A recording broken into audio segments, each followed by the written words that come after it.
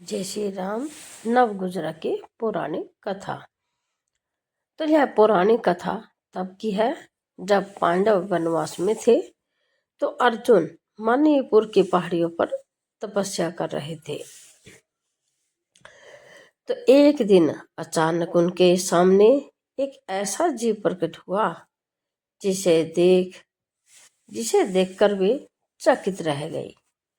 वो जीव के 9 अंग, वो भी अलग अलग प्राणियों के थे।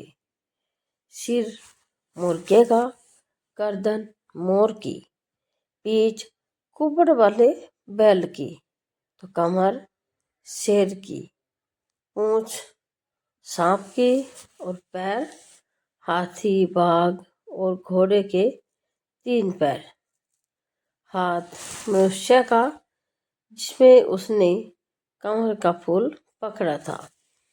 तो अर्जुन पहले तो डरे, फिर उन्होंने अपना गांडीव धनुष उठा लिया। उन्हें लगा कि यह कोई मायावी राक्षस है, लेकिन जैसे ही उन्होंने ध्यान से देखा तो उन्होंने महसूस किया कि इतनी विषमताओं के बाद भी उस जीव में एक दिव्य संतुलन और शांति थी। अर्जुन को समझ आया कि प्राकृतिक रूप से ऐसा जीव संभव नहीं है। यह अवश्य ही चराचर जगत के स्वामी की कोई लीला है। तो उन्होंने धनुष नीचे रखा और उस अद्भुत रूप के चरणों में झुक गई। तभी वह रूप विहीन हो गया और भगवान श्री कृष्ण प्रकट हुए। तो नवगुजरा केवल एक विचित्र जीव नहीं है, बल्कि यह श्री कृष्ण के लिए विश्व रूप का एक संक्षिप्त और कलात्मक रूप है। तो विविधता में एकता, यह रूप संदेश देता है कि ईश्वर केवल मनुष्यों में नहीं, बल्कि पशु पक्षियों, रेंगने वाले जीवों और संपूर्ण प्रकृति में समाया है। कला और संस्कृति, ओडिशा की पटचित्र चित्रकला में नवगुजरा एक प्रमुख विषय का है।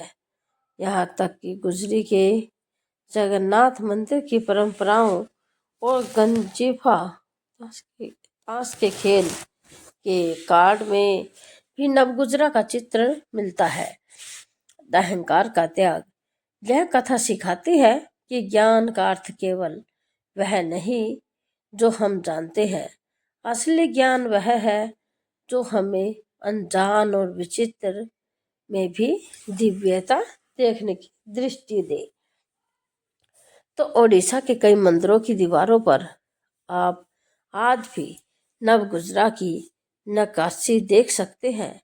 इसे विश्व रूप का एक प्रतीकात्मक स्वरूप माना जाता है, जो यह याद दिलाता है कि सृष्टि का हर कण, चाहे वह कितना भी भिन्न क्यों न दिखे, अतः एक ही ऊर्जा से संचालित है।